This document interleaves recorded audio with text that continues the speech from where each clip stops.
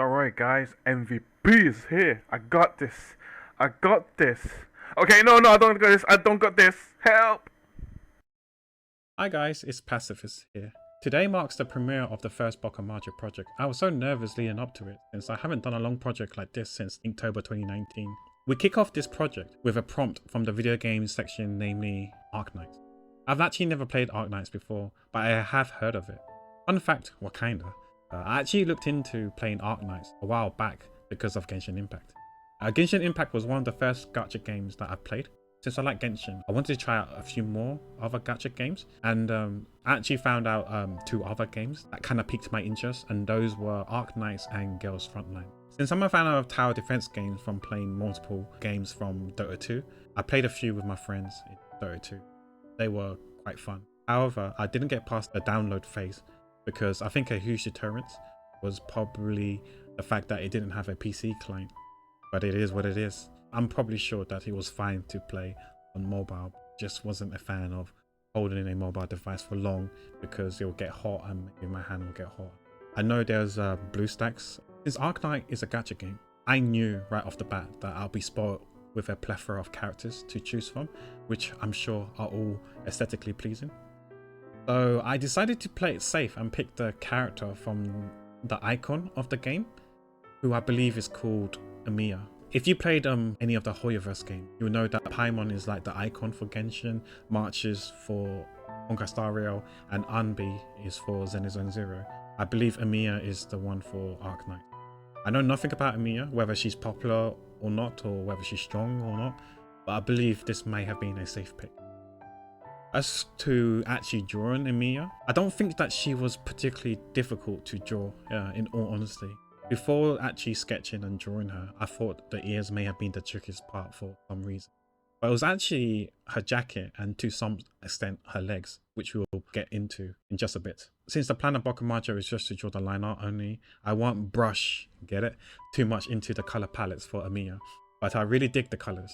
We started off with the hair, and the initial sketch was off for a rocky start, maybe because it was due to the nerves more than anything else, as I was live streaming it on Twitch.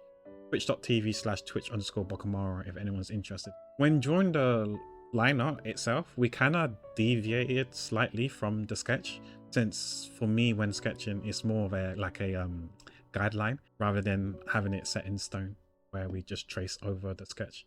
Overall, the ear was actually fine. When doing the line art, we decided to again draw a bit differently from the sketch, and we made like the fluffy inside part of her ears to kind of like poke out a bit more, if that's the right word, just to add a bit more dimension, if that makes sense.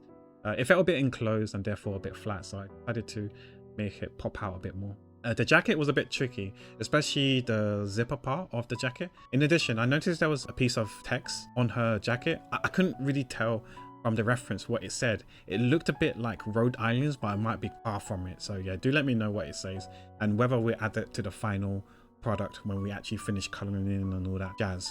We'll see if we add the text. And if you're wondering where her hands are, I didn't know if the characters tend to hold weapons and whatnot. The reference that I use that is based off, the BokuMARCho is based off, didn't have her holding a weapon.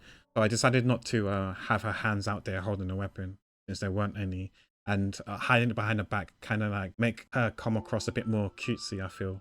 That's why we decided to have her hands behind her back. Totally not hiding from my flaws, rapper.